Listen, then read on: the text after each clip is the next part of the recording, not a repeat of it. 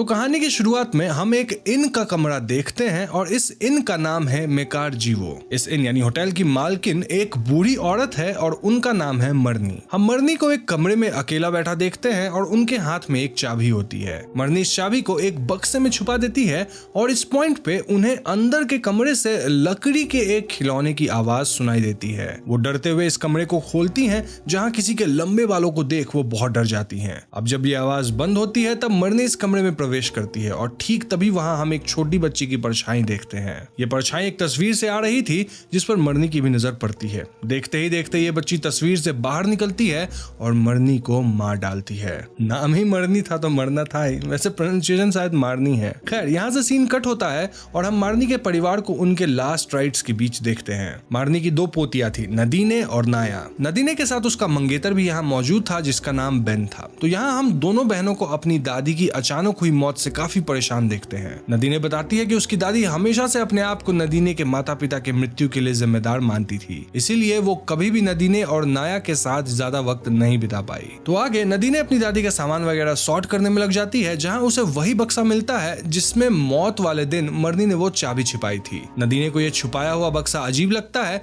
लेकिन वो ज्यादा ध्यान नहीं देती। अब उस शाम मरनी के स्टेट लॉयर नदीने और बेन से मिलने आते हैं और वो उन्हें बताते हैं कि मरनी ने अपनी विल बहुत पहले ही लिखवा दी थी, जिसमें उन्होंने मेकार जीवो यानी कि वो जो इन था उसे नदीने और नाया के नाम कर दी है। नदीने इस जिम्मेदारी को उठाना नहीं चाहती थी, जबकि लॉयर उसे बताते हैं कि उसकी दादी किसी वजह से ये प्रॉपर्टी घर में ही रखना चाहती थी। अब नदीने को असमंजस में देख बेन सजेस्ट करता है कि वो चाहे तो इस होटल को एक आर्ट गैलरी में तब्दील करवा सकते हैं, क्योंकि ये जगह इंडोनेशिया में काफी ऐतिहासिक रहा है। इनके वफादार नौकर रहमत और गिरा को ये बात अच्छी नहीं लगती, लेकिन बेन नदीने को इस बारे में ठीक से सोचने कहता है और तत्काल के लिए नाया को लेकर वापस शहर लौट जाता है ताकि नदीने यहाँ सब संभाल सके। तो अगले सीन में हम गिरा को देखते हैं जो एक थाल में फूल वगैरह लेकर घर में एक पूजा करने की कोशिश करती है। पूछने पर गिरा का छोटा बेटा नदीन को बताता है कि मरनी की मौत को अभी सिर्फ 40 दिन हुए हैं, अतः आत्मा की शांति के लिए वो लोग ये पूजा कर रहे हैं। लेकिन नदीन को ये बात बिल्कुल अच्छी नहीं लगती और वो कहती है कि उसकी दादी बिल्कुल ठीक होंगी क्योंकि उनकी मौत नॉर्मल कारणों से हुई है। अगले सीन में हम नदीन को देखते हैं जिसे इस घर में कुछ अनयूजुअल महसूस होता है। वो हॉल में रखा एक पियानो बजाने की कोशिश करती है,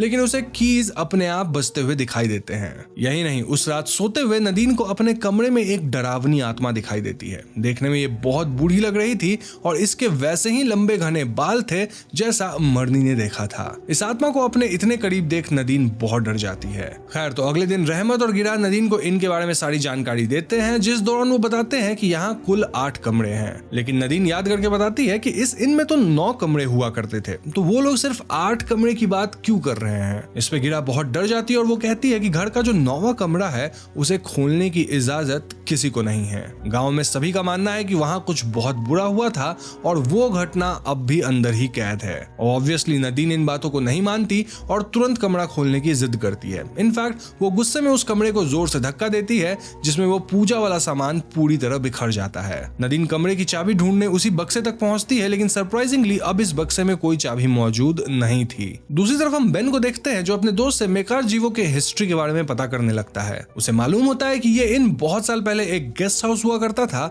जो असल में एक चाइनीज परिवार को बिलोंग करता था। एनीवेज, अगले दिन नदीन ब्रेकफास्ट करते हुए बेन से बात कर रही होती है जब अचानक ही बेन नदीन के खाने में फूल के पत्ते नोटिस करता है। अब ये वही पत्ते थे जिनसे पिछले दिन पूजा होनी थी। नदीन ये देख बहुत घबरा जाती है और रहमत और गिरा को बुलाती है, लेकिन तब तक सब कुछ नॉर्मल हो चुका था। इस बार नदीन श्योर हो जाती है कि यहाँ कोई ना कोई प्रॉब्लम तो जरूर है, वरना ये अजीब चीजें नहीं होती। अब इस प्रॉब्लम का पता लगाने के लिए नदीन पूरे घर में एक कैमरा लेकर घूमती है ताकि डिस्टर्बेंसेस को कैप्चर कर सके। इस दौरान एज एन ऑडियंस हम फिर से उस छोटी बच्ची को नदीन के आसपास देखते हैं। एक पॉइंट पर नदीन खुद भी कैमरा में उसकी झलक देखती है, लेकिन कुछ समझ नहीं पाती। आगे हम देखते हैं कि नदीन वो कमरा खुलवाती है जो इतने समय से बंद रखा गया था। बहुत बड़ी गलती कर दी। गिरा उसे रोकने की बहुत कोशिश करती है, लेकिन नदीन को यकीन था कि ये जो कुछ भी हो रहा है इस कमरे के कारण ही हो रहा है, तो भैया खुलवा क्यों रहे हो। कमरे के अंदर नदीन को ढेर सारा पुराना सामान मिलता है, लेकिन इनमें से एक सामान पे हमारा ध्यान जाता है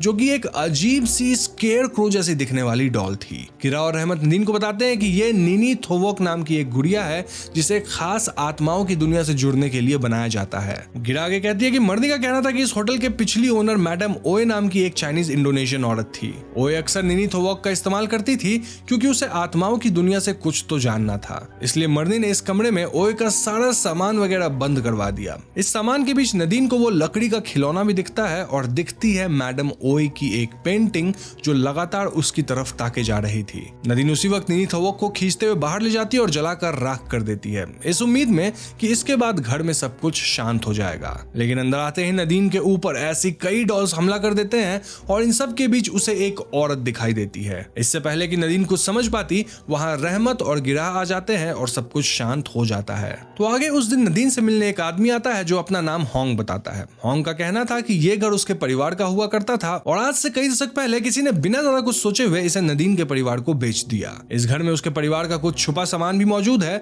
और अपने खानदान के लिए वो इसे वापस खरीदना चाहता है। यहाँ होंग उस पेंटिंग की बात भी करता है जो नदीन को उस कमरे में मिली थी। खैर नदीन होंग की बात टाल देती है क्योंकि वो इतनी जल्दी अपनी दादी की यादों को खत्म करना नहीं चाहती थी। एक बार फिर से गलती। आगे हम देखते हैं कि बेन और नाया भी वापस यहाँ आ जाते हैं। नदीन बेन को घर में हो रही असाधारण गतिविधियों के बारे में बताती है, तो ऐसे में बेन और पता लगाने की कोशिश करने लगता है कि आखिर इस घर में हुआ क्या था। वहीं दूसरी तरफ हम नया और बेजो को साथ खेलते देखते हैं जब नया को वही बच्ची दिखाई देती है। नया इस घटना से बहुत डर जाती है और नदीन की चिंता और बढ़ जाती है। उस शाम नया और बेजो साथ में झूला झूल रहे होते हैं जब अचानक वहां वही आत्मा आ जाती है और नया को पीछे से धक्का दे देती है। ऐन मौके पे नदीन और बेन उसे बचा लेते हैं, लेकिन नदीन इससे बहुत परेशान हो चुकी थी। अगले सीन में हम नदीन और बेन को बाहर देखते हैं जब नदीन उसे नीनी थवोक की कहानी बताती है। बेन इस बारे में रिसर्च करता है। उसे पता चलता है कि नीनी असल में एक छोटे बच्चे की आत्मा है जिसका ख्याल नहीं रखा गया था। जीते जी उसका ध्यान रखने वाला कोई नहीं था, अतः अब वो एक आत्मा में तब्दील हो गई है जो अलग अलग जगहों को पजेस करती है। अब तक बेन के दोस्त ने भी अपनी तरफ से इस गेस्ट हाउस के बारे में सब कुछ पता लगा लिया था। वो बेन को बताता है कि कई साल पहले ये गेस्ट हाउस होंग के परिवार का था, लेकिन होंग के परदादा का ओए नाम की एक औरत के साथ संबंध था जिसे उन्होंने ये गेस्ट हाउस दे दिया। बाद में ओए ने यहाँ मेकार जीवो बनवाया और यहाँ अपनी एक बेटी के साथ रहने लगी जिसका नाम येन येन था और उनके घर में एक हाउस हेल्प भी था जो येन येन के ही उम्र का था। लेकिन एक दिन अचानक ही येन येन कहीं गायब हो गई और किसी को उसका कोई पता नहीं चल पाया। अब जब ये कहानी चल रही होती है तो उधर नदीम वापस घर पहुंचती है, तब उसे मालूम होता है कि नाया गायब है। वो नाया को ढूंढने की कोशिश करती है जब उसे उसी छोटी बच्ची की आवाज सुनाई देती है। नदीम को समझ आ चुका था कि रहमत और गिरा कुछ और जरूर जानते थे।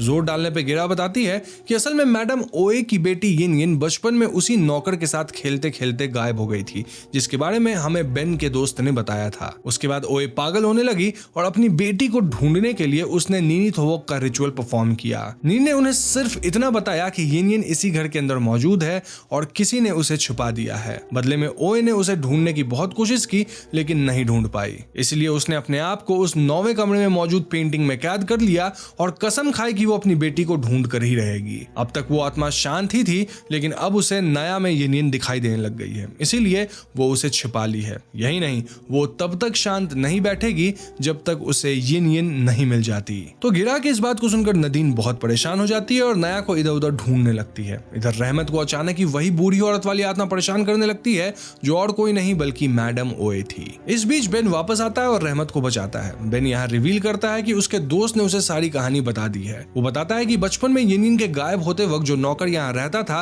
वो और कोई नहीं बल्कि रहमत था। जी हाँ दोस्तों, बेन और नदीम के जोर डालने पर रहमत कबूल करता है कि बचपन में येन येन उसी के कारण गायब हुई थी। असल में वो और येन येन साथ में खेल रहे थे जब येन येन झूले से नीचे गिर गई और सर में भारी चोट आने से उसकी जान चली गई थी। बाद में मैडम ओए येन येन की हर तरफ खोज करने लगी थी जिससे डर के रहमत ने उसे घर के आंगन में दफना दिया। तो ये सब रिवील होने के बाद नदीन उसी आंगन की तरफ बढ़ती है जहां ओए नाया को लेकर खड़ी थी। ओए फाइनली ये घर छोड़ दूसरी दुनिया में जाना चाहती थी, लेकिन अकेले नहीं बल्कि अपनी बेटी के साथ। नदीन उससे विनती करती है कि वो नाया को छोड़ दे क्योंकि नाया उसकी बहन है, ना कि येन येन। इसी बीच यहाँ रहमत भी आता है जो येन येन के बारे में ओए से सारी सच्चाई कहता है।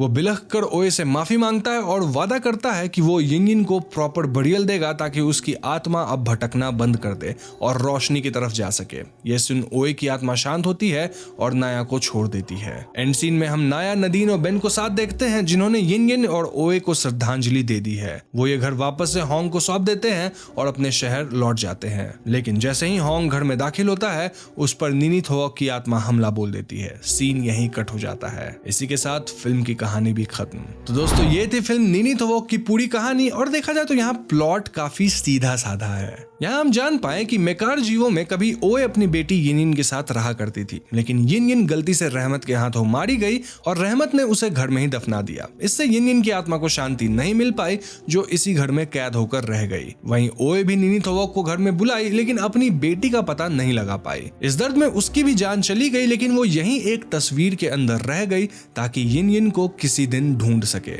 शायद से उसे अपना बदला भी लेना था। तभी से इस घर में पैरानॉर्मल चीजें होती थी और इसीलिए मरनी ने भी 9वें कमरे को बंद कर रखा था। लेकिन वो खुद इस कमरे में एक दिन दाखिल होती है और उनकी जान चली जाती है। नदीन और नया भी यहाँ आते हैं, जहाँ इनका सामना ओए और यिन से होता है। अंततः ओए को सच पता चलता है और वो यिन को लेकर चली जाती है। इनफैक्ट इन दोनों को प्रॉपर बरियल यानी कि लास्ट रिचुअल जो होता है वो भी मिलता है। लेकिन यहाँ पीछे रह गई है निनी थोवोक, जिसे बुलावा देकर वापस भेजने कोई नहीं आया। तो हाँ, ये घर मेरे हिसाब से अब भी सेफ नहीं है और वैसा हमने लास्ट सीन में देखा भी है।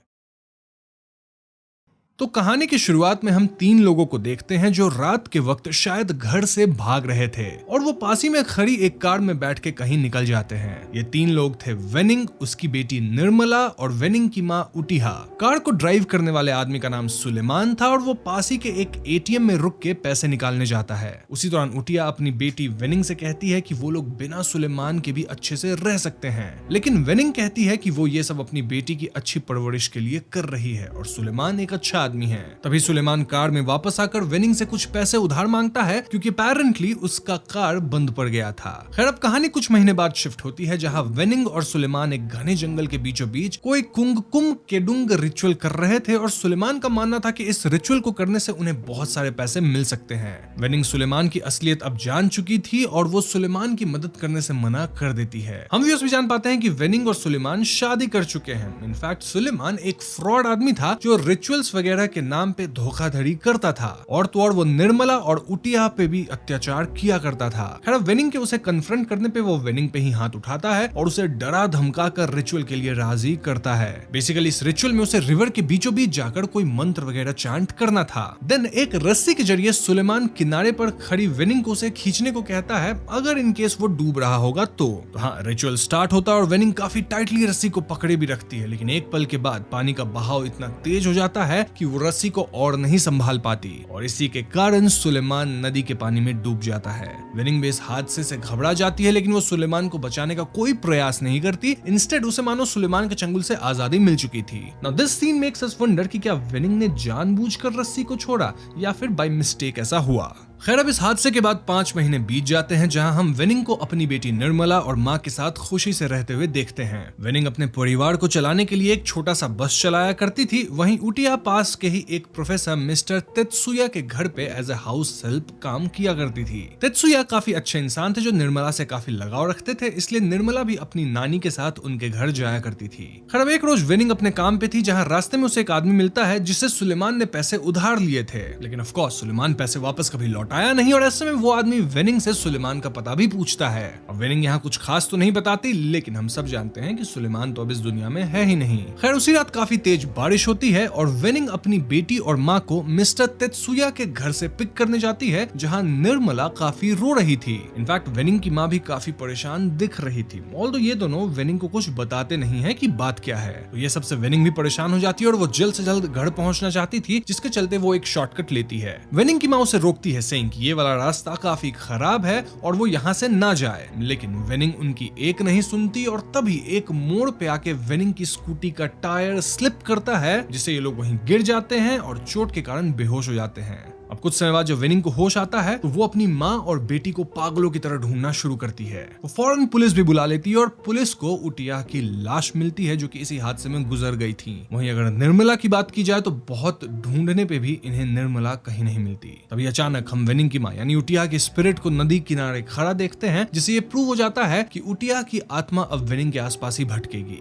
खैर, तो इस हादसे के बाद हम तीर्था नाम की एक लड़की से मिलते हैं जो कि स्विमिंग इंस्ट्रक्टर थी और वो छोटे बच्चों को स्विमिंग के लेसन वगैरह दिया करती थी। तीर्था काफी स्ट्रिक्ट इंस्ट्रक्टर थी, जहां अगर कोई बच्चा स्विम करने से डरता था तो वो उन्हें जबरदस्ती पानी में फेंक दिया करती थी, जिससे बच्चे अपने फियर से आजाद हो सके। इस काम में उसके साथ एक और बंदा था जिसका नाम गस था, और इस बंदे को हमने पहले भी देखा है। कहां देखा है? वेल, ये वही आदमी है जो वेनिंग से सुलेमान का पता पूछ रहा था। खैर, हम व्यूअर्स को तीर्था के बारे में और भी बातें पता चलती है, जहां वो एक यूट्यूब चैनल चलाया करती थी, जहां वो सैड, डिप्रेसिंग या ट्रैजिक कंटेंट डाला करती थी। तीर्था के मोनोलॉग के दौरान हमें यह भी दिखाया जाता है कि पुलिस की सर्च पार्टी कई दिनों तक निर्मला को नदी किनारे ढूंढती रही, लेकिन इससे कोई फायदा नहीं हुआ। निर्मला अब भी लापता ही थी। खैर, तो वेनिंग को भी लैंड ओनर के कॉल्स वगैरह आ रहे थे, जो उनसे रेंट वगैरह मांग रही थी। इनफैक्ट उसे बस वाली नौकरी से भी निकाल दिया गया था, क्योंकि वो हमेशा एब्सेंट माइंडेड रहती थी। तो ऐसे में ना चाहते हुए भी वेनिंग को इंस्टाग्राम पे लाइव आकर अपने मेकअप वाली वीडियोस डालनी पड़ रही थी, ताकि वो एटलीस्ट थोड़े बहुत पैसे कमा सके।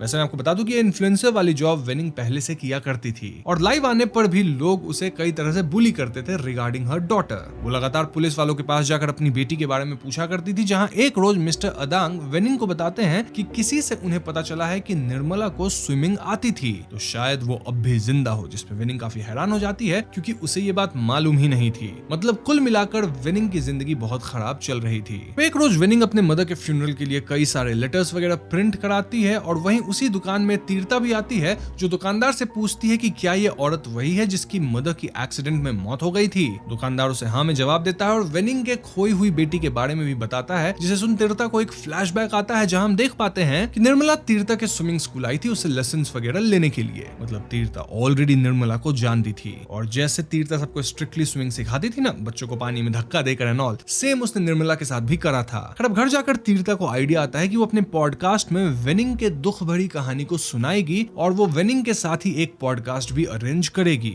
इससे वेनिंग को भी फायदा होगा, क्योंकि देखा जाए तो पुलिस तो उसकी बेटी को ढूंढ नहीं पाई, तो शायद लोग उसे सपोर्ट कर दे, इंटर्न कहीं बेटी को भी ढूंढ दे। खैर, हम अब वेनिंग को उदास होकर अपने व्यूअर्स से लाइव स्ट्रीम पर मदद मांगते हुए देखते हैं, जहां उसके रिंग लाइट के पीछे हमें उटिया की एक झलक मिलती है, और तभी वहां कुछ अजीबोगरीब घटनाएं होने लगती है, जैसे वेनिंग के फोन होल्डर का अचानक से तेजी से घूम जाना, और आलमीरा के दरवाजे का अपने आप खुलना, जिससे वेनिंग काफी डर जाती है। तभी आलमीरा के अंदर उसे मिस्टर तेत्सुया के एक कपड़ों का बंडल मिलता है, जो कि शायद उटिया ले आई होगी और वापस नहीं कर पाई, इसलिए वेनिंग अगले दिन तेत्सुया को अपने कपड़े लौटाने जाती है। अब तेत्सुया गांव के बच्चों को पढ़ाया करते थे, और यहाँ वेनिंग उनसे पूछती है कि क्या वो उनके यहाँ नौकरी कर सकती है, ठीक वैसे ही जैसे उसकी माँ करती थी। अब क्योंकि वेनिंग को पैसों की काफी जरूरत थी, तो तेत्सुया भी वेनिंग को हाउस हेल्प के लिए रख लेते हैं। तेत्सुया ने उटिया के फ्यूनरल में भी काफी डोनेशन दिया था, जिसके लिए वेनिंग उन्हें थैंक यू भी कहती है। मतलब अब तक तो तेत्सुया काफी अच्छा आदमी था, जो हर हालत में वेनिंग की मदद कर रहा था। तो यहाँ से घर जाकर वेनिंग फ्यूनरल के बॉक्सेस वगैरह प्रिपेयर कर बांटने लगती है, जो कि रिचुअल जैसा था, और तीर्था भी अब कुछ दिन तक वेनिंग का पीछा कर उसके लाइफ स्टोरी को जानने की कोशिश करती रहती है। एक रोज वेनिंग को नदी किनारे अपनी बेटी भी दिखती है, लेकिन पास जाते ही वहां कोई नहीं था, इंडिकेटिंग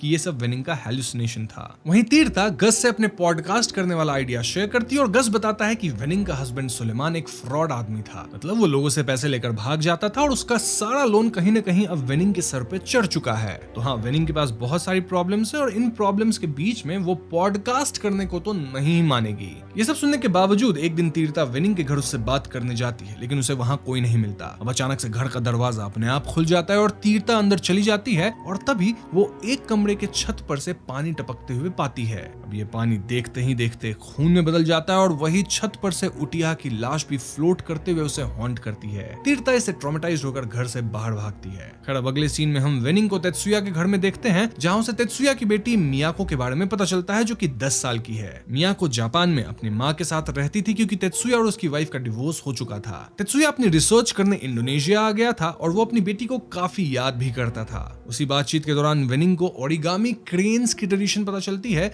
जहां जापान में लोग मानते हैं कि 1000 ओरिगामी क्रेन्स को बनाने से बनाने वाले की विशेष पूरी हो जाती है, और वेनिंग भी अब अपनी बेटी को वापस पाने के लिए 1000 क्रेन्स बनाना चाह रही थी। यहाँ तेत्सुया वेनिंग को होप भी देते हैं कि अगर उसे लगता है कि उसकी बेटी जिंदा है तो वो जरूर जिंदा होगी। खैर, तो वेनिंग की लाइफ नॉर्मल उदासी वाली चल रही होती है, और एक रोज तीर्था और गस उससे पॉडकास्ट की बात करने आते हैं, लेकिन वेनिंग कहती है कि वो पॉडकास्ट में तभी आएगी जब तीर्था उसे 1000 क्रेन्स बनाने में मदद करेगी। ऑफ कोर्स इस पे तीर्था हाँ कर देती है। तो दोनों उसी दिन से ओरिगामी क्रेन्स बनाना स्टार्ट करती हैं, और देखते ही देखते रात हो जाती है। तीर्था तो क्रेन्स बनाते बनाते सो जाती है, लेकिन तभी रूम में लाइट्स फ्लिकर करने लगती है, और एक क्रेन अजीब तरीके से अपने पर फड़फड़ाता है, और तभी वेनिंग को अचानक से दौड़े पड़ने लगते हैं, जहां हम व्यूअर्स देखते हैं कि उसे उटिया की आत्मा पजेस कर रही है। तीर्था भी अब नींद से जाकर फौरन वेनिंग को संभालती है। खैर तो अगले दिन ये लोग 1000 क्रेन्स को नदी के पानी में बहा देते हैं, जिससे तेत्सुया भी देखता है और वेनिंग के लिए सॉरी फील करता है। तो रात को वेनिंग पॉडकास्ट के लिए तैयार हो जाती है और तीर्था ये सारी बातें गस को बताती है। गस का मानना था कि तीर्था के साथ कुछ पैरानॉर्मल हो रहा है जिससे वो बाहर नहीं आ पा रही,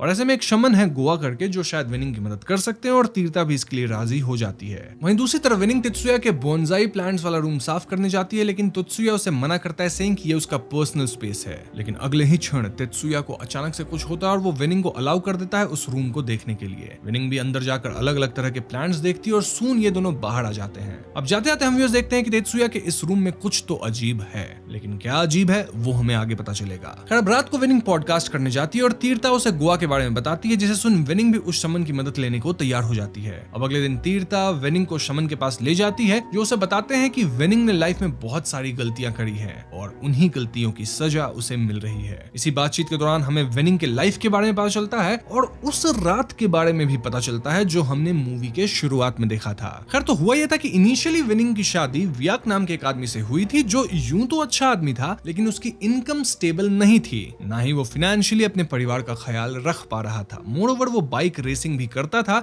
जिससे वेनिंग परेशान हो गई थी। ऐसे में एक रात वो अपने माँ और बेटी के साथ उसका घर छोड़ दी। विशाख उसे रोकने की बहुत कोशिश किया था, लेकिन वेनिंग अपना मन बना चुकी थी और वो विशाख को छोड़ सुलेमान के साथ भाग गई थी। उसी रात विशाख के साथ एक भयानक हादसा हो जाता है, जहां उसकी बॉडी में आग लग जाती है, और इसी बात का गिल्ट वेनिंग के मन में था, क्योंकि वो विशाख जैसे अच्छे इंसान को छोड़कर सुलेमान के पास आके रहने लगी थी। अब वेनिंग के मन में एक और गिल्ट था कि उसकी वजह से ही उस दिन स्कूटी स्लिप हुई थी, जिससे उसकी माँ समाप्त हो गई, और तो और वो अपनी बेटी से भी अलग उसी एक्सीडेंट के कारण हुई। लेकिन यहाँ गौर करने की बात यह थी कि उसे सुलेमान को नदी में डुबोने का ख्याल नहीं आया, विच सजेस्ट्स कि शायद उस दिन वेनिंग ने जानबूझकर कुछ भी नहीं किया था। तो हाँ, शायद रस्सी उसके हाथ से छूट गई थी, वो भी नदी के तेज बहाव के कारण। अब एक मोमेंट में तीर्था तेत्सुया को भी देखती है, जिसे देख वो कुछ अजीब सा बिहेव करती है। मतलब ऐसा बिहेव मानो उसे कुछ याद आ गया हो या फिर वो बताना चाहती हो। खैर अब हम जान पाते हैं कि शमन यानी गोवा वेनिंग को उसके सिंस को रिडीम करने को कहते हैं, जिसके चलते वो एक मेंटल इंस्टीट्यूट में जाती है अपने एक्स हस्बैंड विकास से मिलने, जो कि बड़ी बुरी हालत में था। विकास का पूरा शरीर जल चुका था और वो कई बार गलत करने की भी कोशिश किया था।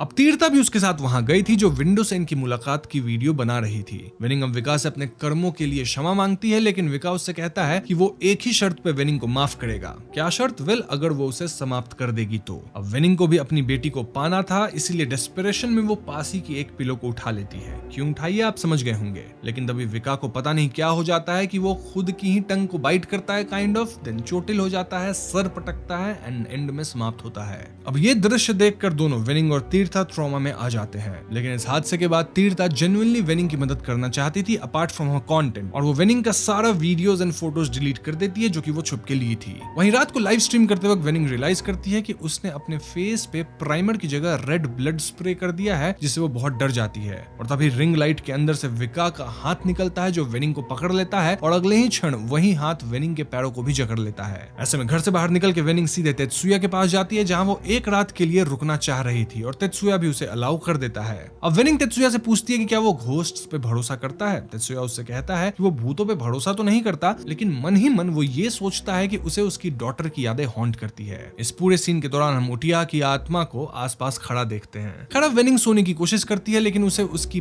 पास्ट की गलतियां याद आने लगती है। साथ ही उसे ऐसा फील होता है कि निर्मला दरवाजा पीट कर उससे मदद मांग रही है, लेकिन ये सब तो बस वेनिंग का हैलुसिनेशन था। खैर अगली सुबह तेत्सुया की बेटी का बर्थडे था, और वो वेनिंग को बच्चों के लिए स्नैक्स वगैरह प्रिपेयर करने को कहता है। और तभी वहां तीर्था आकर उससे कहती है कि नदी किनारे उन्हें एक लाश मिली है, लेकिन वो लाश निर्मला की नहीं बल्कि सुलेमान की थी। उसी साइड पे समन भी था, और वो वेनिंग से कहता है कि तुम्हें पता था कि सुलेमान पानी में डूब गया है, लेकिन तुमने किसी को भी नहीं बताया, और इसी सीन की वजह से सुलेमान की आत्मा ने निर्मला को कहीं पकड़ कर रखा है, और अगर तुम अपनी बेटी को पाना चाहती हो तो पहले तुम्हें नदी किनारे एक रिचुअल करवाना होगा, जिसके लिए वेनिंग को एक गोट, फ्रूट्स, फ्लावर्स और एक मोटी रकम देनी होगी। अब वेनिंग भी अपनी बेटी को पाने के लिए डेस्परेट थी, इसलिए वो सारी चीजें मान जाती है, और वो तेत्सुया के पास जाकर रिचुअल का सारा खर्चा मांगती है। तेत्सुया भी खुशी खुशी मदद करने के लिए तैयार हो जाता है, लेकिन इसी दौरान एक बहुत बड़ी बात का खुलासा होता है। तो बात यह थी कि एक शाम तेत्सुया ही निर्मला को लेकर तीर्था के पास गया था स्विमिंग सिखवाने के लिए, लेकिन तीर्था ने यह बात वेनिंग से अब तक छुपा के रखी थी, और इसी बात को लेकर वेनिंग तीर्था से गुस्सा हो जाती है और उसे सारे टाइज कट कर लेती है।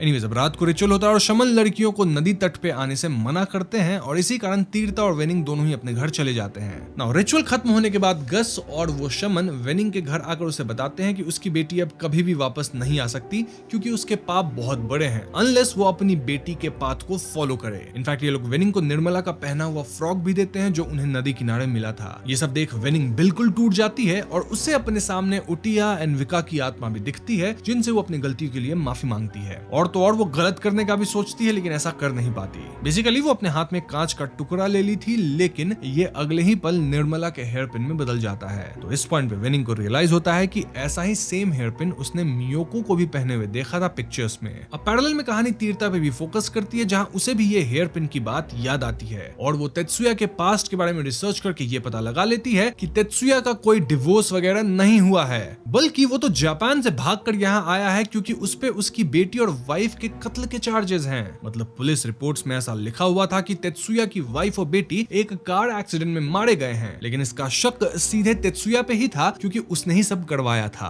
अब ये सारे तथ्य जानने के बाद तीर्था सीधे गस के पास जाती है और वहाँ उसे एक और झटका मिलता है जहाँ उसे पता चलता है कि शमन जो था वो कोई असली शमन नहीं बल्कि वो एक फ्रॉड था जिसने गस और उसके अंकल के साथ मिलकर ये सारा रिडेम्पशन वाला खेल रचा था। क्यों? ताकि ये लोग वेनिंग से पैसे हथिया सके, क्योंकि गस के अंकल के पैसे सुलेमान नहीं लौटाया था। तो हाँ, इनका ये चाल था पैसे वापस लेने का। इस बात से तीर्था गुस्से में आ जाती है। इनफैक्ट सबसे शॉकिंग बात ये थी कि गस भी इसमें शामिल था। लेकिन तीर्था यहाँ बिना वक्त गवाए वेनिंग के घर की ओर भागती है ताकि उसे सारा सच बता सके। लेकिन घर के अंदर कोई नहीं होता और विंडो से झांकने पे तीर्था को अंदर विका की आत्मा दिखती है जो तीर्था को डरा कर वहां से भगा देती है। वहीं दूसरी ओर हम वेनिंग को तेत्सुया के घर में देखते हैं जहां वो तेत्सुया से पूछती है कि क्या यह बात सच है कि उन्होंने निर्मला को तीर्था के क्लासेस में भर्ती कराया था। इस पे तेत्सुया ठीक से कोई जवाब नहीं देता बल्कि वो उसकी बातों को टालने लगता है। स्टिल वेनिंग इंसिस्ट करती है और तेत्सुया धीरे धीरे पूरी कहानी बताने लगता है। तो बात ये थी कि जब उटिया पहली बार निर्मला को यहाँ लाई थी तब तेत्सुया को उसे देखकर अपनी बेटी मियाको की याद आई थी, इसलिए वो उसके प्रति बहुत इमोशनल और एक्स्ट्रा केयरिंग था। अब जिस दिन निर्मला लास्ट यहाँ आई थी यानी हादसे वाली रात, उस रात तेत्सुया ने निर्मला को मियाको की ड्रेस पहनाई थी। इससे निर्मला बिल्कुल मियाको जैसी दिख रही थी और ये तेत्सुया के लिए बहुत इमोशनल बात थी। खैर ये सब सुन वेनिंग पूछती है कि जब सब कुछ इतना अच्छा चल रहा था तो उस रात निर्मला रो क्यों रही थी। इस पे तेत्सुया कहता है कि वो खेल खेल में सीढ़ियों से गिर गई थी जिससे उसके आर्म्स और लेग्स में चोट आई थी। लेकिन दोस्तों इस पॉइंट तक वेनिंग को शक होने लग गया था कि तेत्सुया कुछ तो झूठ बोल रहा है। इनफैक्ट उस दिन कुछ तो बुरा हुआ होगा। और ऐसे में वेनिंग दोबारा क्वेश्चन करती है कि वो सीढ़ियों से कैसे गिरी। अब बार बार क्वेश्चन पूछे जाने पे तेत्सुया काइंड ऑफ अनकंफर्टेबल हो गया था और वो अचानक से वेनिंग के सर पे वार कर उसे बेहोश कर देता है और एक चेयर से उसे बांध देता है। तो इस पॉइंट पे सारी सच्चाई खुलती है जहां हम तेत्सुया के आगे की कहानी जान पाते हैं। तो जैसे ही उसने निर्मला को मियाको के कपड़े पहने हुए देखा तो उसे मियाको बुलाने लगा और उसे टाइटली जकड़ लिया जिससे निर्मला काफी डर गई। वहां से भागते हुए ही निर्मला सीढ़ियों से गिर गई जिससे उसे काफी चोट आई थी। उटिया भी अब निर्मला को लेकर बाहर की तरफ भागती है जहां उन्हें लेने वेनिंग आई थी और इसी वजह से उटिया निर्मला दोनों इतने ज्यादा डरे हुए दिख रहे थे। अब तेत्सुया भी मियाको को जाने देना नहीं चाहते थे, इसीलिए उन्होंने वेनिंग का पीछा किया और जैसे ही तीनों का एक्सीडेंट हो गया तो उसने निर्मला को उठाकर अपने घर में बंदी बना लिया। जी हाँ दोस्तों, जिस घर में वेनिंग इतने दिनों से काम कर रही थी उसी घर में बोनसाई प्लांट के रूम में तेत्सुया निर्मला को बांध के रखा हुआ था। एक रात जब वेनिंग तेत्सुया के घर रुकने आई थी उस रात निर्मला ने ही दरवाजे में मदद मांगी थी, लेकिन वेनिंग को लगा था कि ये उसका कोई इमेजिनेशन है। इस सब के दौरान तीर्था भी तेत्सुया के घर आ गई थी और पीछे से वो तेत्सुया पे वार कर देती है जिससे कुछ क्षण के लिए तेत्सुया बेहोश सा होने लगता है। लेकिन सून वो खुद को संभाल कर तीर्था को बड़ी बुरी तरह से चोटिल करता है। बेसिकली तेत्सुया का प्लान ये था कि वो एक अग्रीमेंट में वेनिंग से सिग्नेचर लेके लीगली ये प्रूव कर देगा कि वेनिंग ने पैसों के बदले तेत्सुया को उसकी डॉटर दे दी है। अब कुछ समय बाद तेत्सुया निर्मला को उसकी माँ के पास ले आता है जिसे देख आसपास का माहौल बिल्कुल चेंज हो जाता है और आसपास की लाइट्स फ्लिकर करने लगती है। इनफैक्ट वेनिंग के हाव भाव भी बदल रहे थे और वो वापस से उटिया की आत्मा से पजेस्ड होने लग गई थी। तो पोजेशन की हालत में वो खुद को आजाद कर लेती है और तेत्सुया जो कि निर्मला को लेकर बाहर भाग रहा था उसका पीछा करने लगती है। अब नदी किनारे इनका कन्फ्रंटेशन होता है जहां तेत्सुया और वेनिंग दोनों ही पानी में गिर जाते हैं और तेत्सुया वेनिंग को जकड़ने लगता है। लेकिन कैसे भी वेनिंग अपने डर को खत्म कर पानी से बाहर आने की पूरी कोशिश करती है।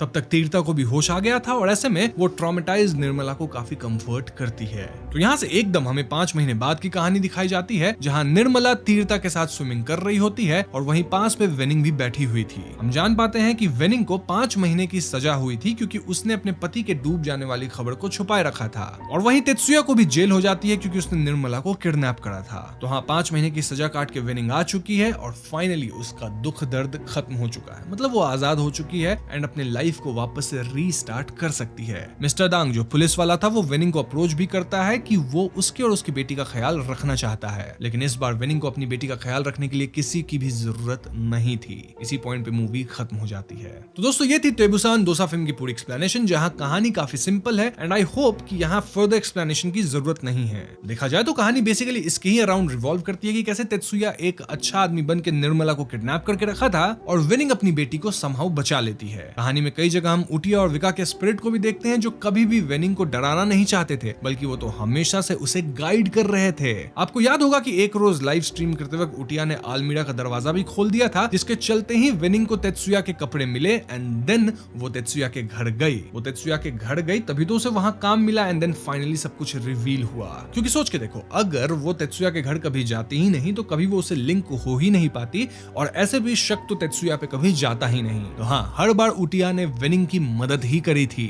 अब तीर्था क्यों बार बार स्पिरिट्स वगैरह को देख रही थी? वेल, इसके 2 रीजंस हो सकते हैं। एक तो शायद उसके पास कोई साइकिक एबिलिटी थी, या स्पिरिट उसे इसलिए डरा रहे थे क्योंकि पहले तीर्था के इंटेंशंस थे अपनी पॉडकास्ट के व्यूज को बढ़ाना। मतलब इनिशियली वो विनिंग की मदद नहीं करना चाहती थी, बस अपने पॉडकास्ट को बढ़ाना चाहती थी। बट इवेंचुअली जैसे जैसे वो विनिंग के केस को समझी, कई चीजों को देखी, तो फाइनली वो विनिंग के लिए कंसर्न्ड हो उठी। मतलब वो फाइनली विनिंग और उसकी बेटी को बचाना चाहती थी। इनफैक्ट वो पूरी कोशिश भी करी, जिसके बाद आई एम प्रीटी श्योर उसे आत्माएं दिखना बंद हो गई होंगी। अब देखा जाए तो विनिंग ने अपनी लाइफ में कई सारी गलतियां करी थी जिसके लिए वो रिपेंट कर चुकी है और इसलिए शायद उसे वापस एक और मौका मिला है अपने लाइफ को स्टार्ट करने के लिए।